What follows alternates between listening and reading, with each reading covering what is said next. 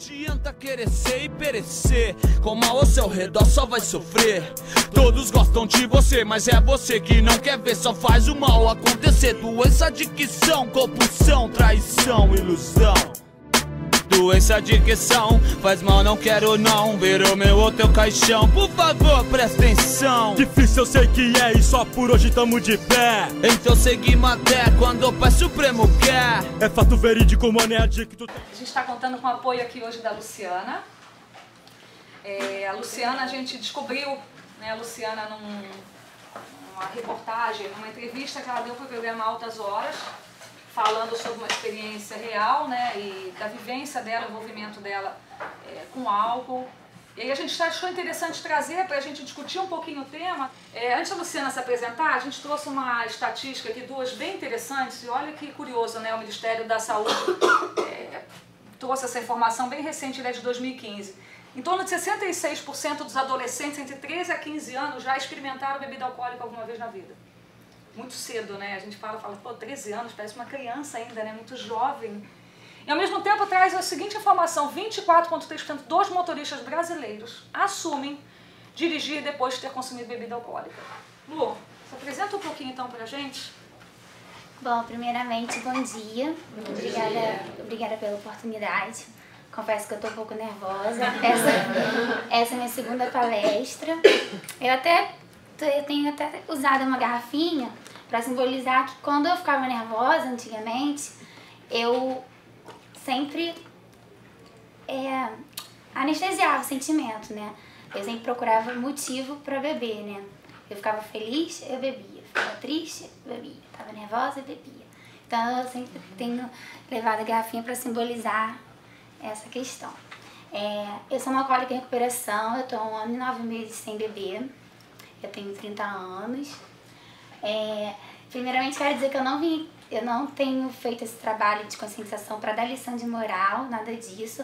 É só para, assim, informar e tentar passar uma mensagem da questão do uso e abuso. Porque o problema não é você usar, o problema é você abusar.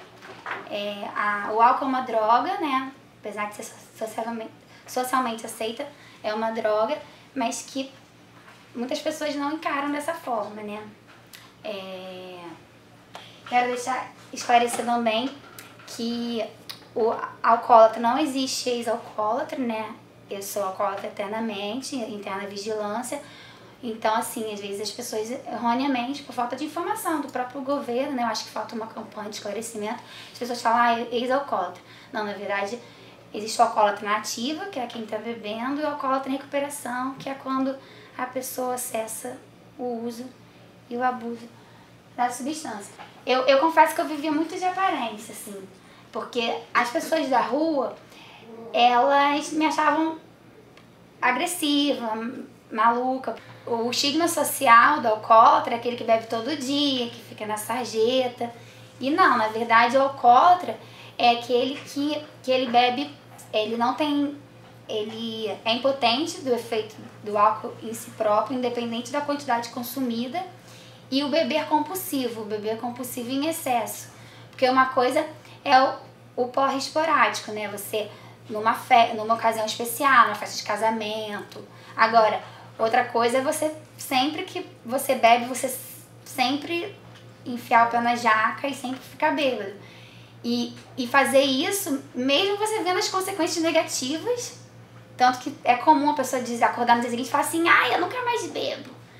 E geralmente a pessoa viu que tá fazendo coisa, mas ela continua. Então é a questão do beber excessivo e compulsivo.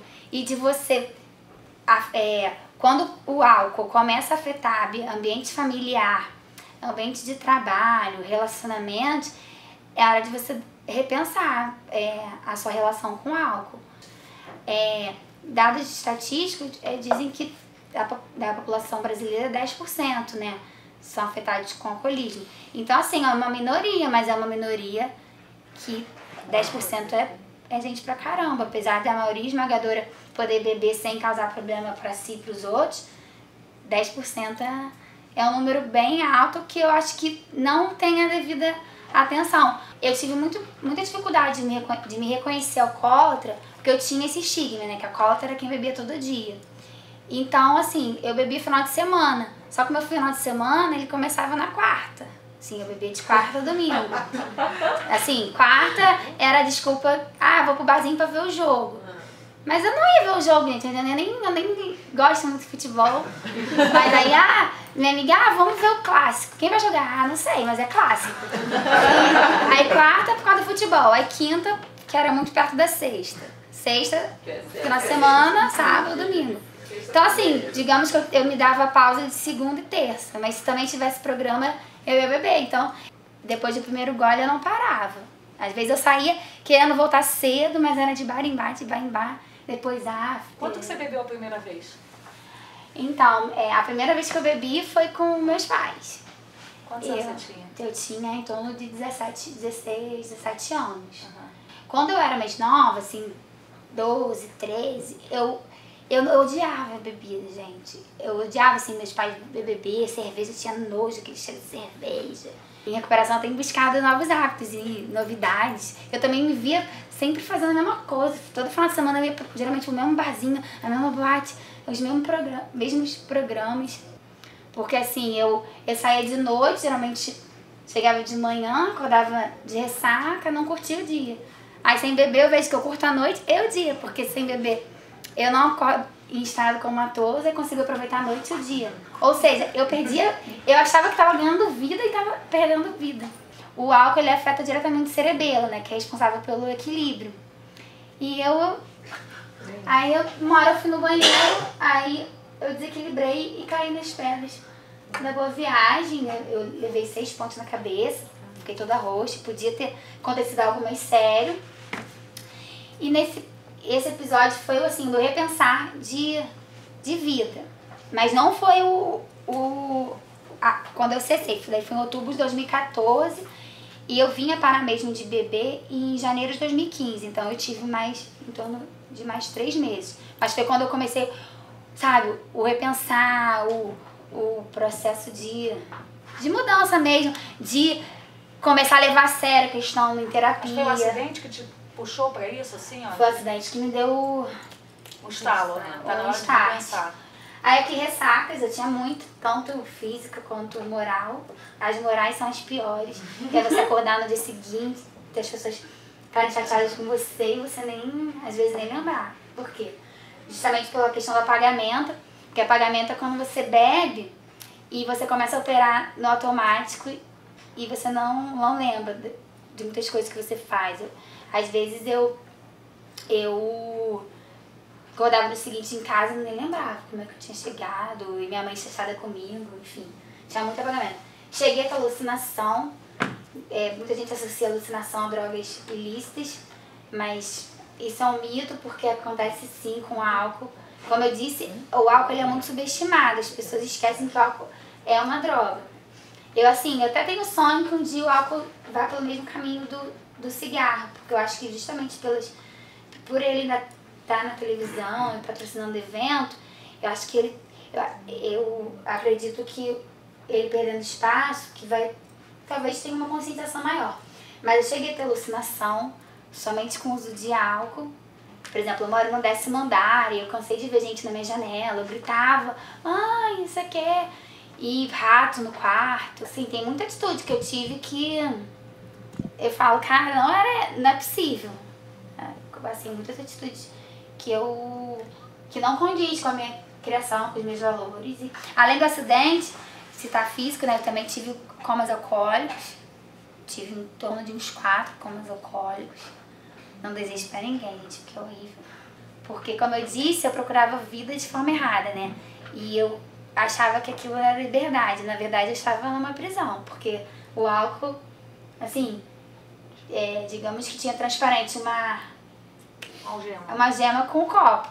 Eu não tinha a menor estrutura emocional para levar um relacionamento à frente e muito pela questão do álcool. Para você alcançar um sonho, uma meta, você tem que fazer renúncias de outros sonhos, às vezes dormir cedo, Eu não tinha nem amor próprio, gente, que dirá casa própria, né? Quando eu penso nas coisas que eu fazia e como eu agia, não era a atitude de alguém que se valorizava ou valorizava a própria vida. Assim, quando eu parei de beber, as coisas começaram a fluir, a dar certo. Antigamente eu era meio conhecida como maluca, que não sei o quê. Aí falei, cara, se eu era conhecida como maluca, nada demais eu me expor agora pro bem, né? Eu me expunha pro negativo, então eu comecei a escrever sobre o assunto no Facebook, depoimento e tal. Aí me veio a ideia de fazer um documentário, né? Não sou cineasta, o documentário é amador. E acabou que eu comecei a gravar entrevista com especialistas, alcoólicos, codependentes. Codependentes é a nomenclatura que tem as pessoas que têm algum dependente químico, né? Seja de álcool ou droga em casa, na família ou namorado.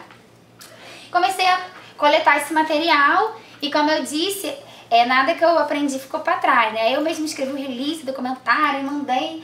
Aí chegou a sair uma reportagem no Catraca Livre, que é um site que vocês devem conhecer. E aí dali o negócio tomou uma proporção, aí programa e tal, e com isso surgiu o convite de começar a dar palestra. Vou concluir alguma coisa, gente, eu tinha muita mania de começar as coisas muito bem e depois, como eu disse, não ter a consistência. Aí aqui eu ilustro a questão do documentário, Sonho é Meu, Enxerga Como Quiser, que depois do programa Outras Horas eu fui convidada para participar de um movimento chamado Faces e Vozes, da recuperação no Brasil, que ele é oriundo de um movimento que surgiu nos Estados Unidos em 2001, chamado Faces and Voices, que é justamente dar a cara pro dependente químico, né? Porque não é só em Irmandades Anônimas que se encontra recuperação, tem outras formas de tratamento, mas mesmo os que não pertencem à Irmandade Anônima geralmente esconde, né? E é isso que vem matando as pessoas, porque as pessoas sempre veem o dependente químico, tanto o alcoólico quanto de outras drogas, como só o da sarjeta. E tem várias pessoas assim entre nós que são alcoólicos recuperadas, em recuperação, e que não é mostrado. E isso acaba não motivando as pessoas. Então esse movimento tem esse intuito de mudar a percepção pública em torno da doença do alcoolismo, da adicção, né, as drogas em geral. E aí eu comecei a participar desse movimento e já criei uma célula no Niterói, e o negócio já tá também tomando proporção. E às vezes a pessoa sempre pensa assim, 27 anos nunca mais vai usar. Não, gente, é uma vigilância diária, porque independente da pessoa ter 1 ano ou 27 anos de recuperação, se ela usar, já era, porque ela não vai ficar numa dose, sabe? Seja de álcool ou de outra droga. É como eu disse, né? É a compulsão que é o problema. Agora eu tô podendo andar com o tratamento de uma forma correta, mas quando eu parei de fumar e beber, a ansiedade foi a nível master. O que acontecia? Antigamente eu não sabia lidar com nada, porque o álcool, eu deixava o álcool lidar por mim, e ele não lidava nem um pouco legal, gente. Então assim, eu tenho aprendido, então sem você beber, a dor é maior, mas eu tenho aprendido a lidar com ela. Então assim, eu tô em recuperação em busca do equilíbrio. Eu, mesmo com dor, eu não quero, nunca mais vou. Eu acho que o melhor dia bebendo não equivale ao pior sem beber, assim. Porque às vezes eu vejo muitas fotos e tal, que eu pareço feliz, mas muitas eu nem lembro, sabe? Então assim, será que eu tava feliz de verdade, sabe? Porque eu acho que também o álcool produz uma felicidade ilusória, sabe? Aqui são algumas fotos da minha ativa, né? Como vocês podem ver, eu tinha o álcool como um grande amigo, né?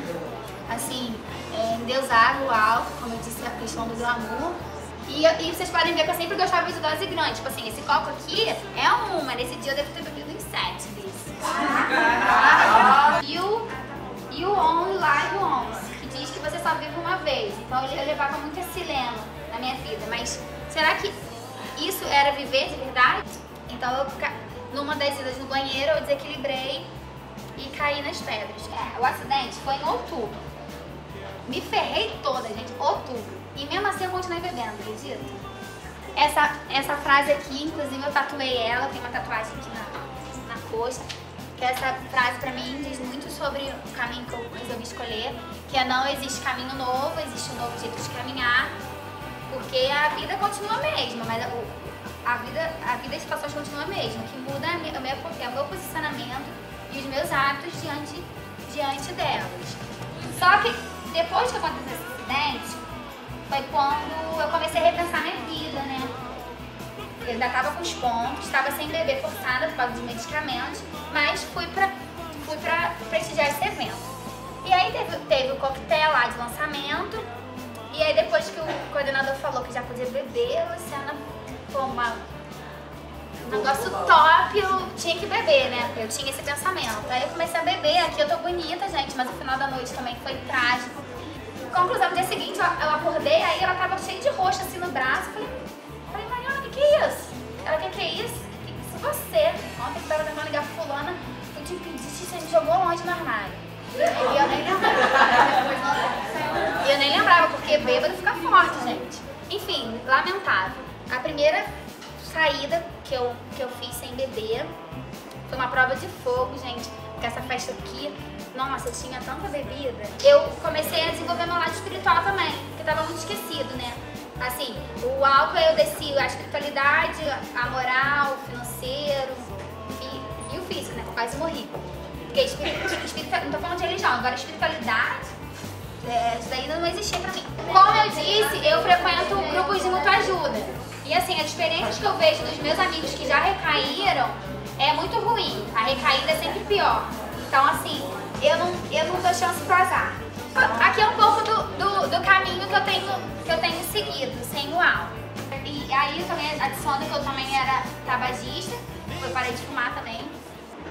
E aprenda a divertir-se sem álcool, conversar sem celular, sonhar sem drogas, sorrir sem selfie, amar sem condições, fazer o bem sem esperar. Temos que lutar pra realizar nossos planos, aproveitar ao máximo todos os anos. Sente alguma coisa mais de tudo eu não sei, desse mundo louco quase tudo provei. Por todos os pontos, lugares onde andei, muitos desafios foi o que eu encontrei. Descobri que se você deseja algo de bom, deve cantar pro mundo inteiro em alto e bom som. Descobri que se você deseja algo de verdade, isso é mais que certo, se torna realidade. Porque a vida não pode ser vivida pela metade. Todos nossos sonhos hão de se tornar realidade. Temos que lutar pra realizar nossos planos, aproveitar ao máximo todos os anos.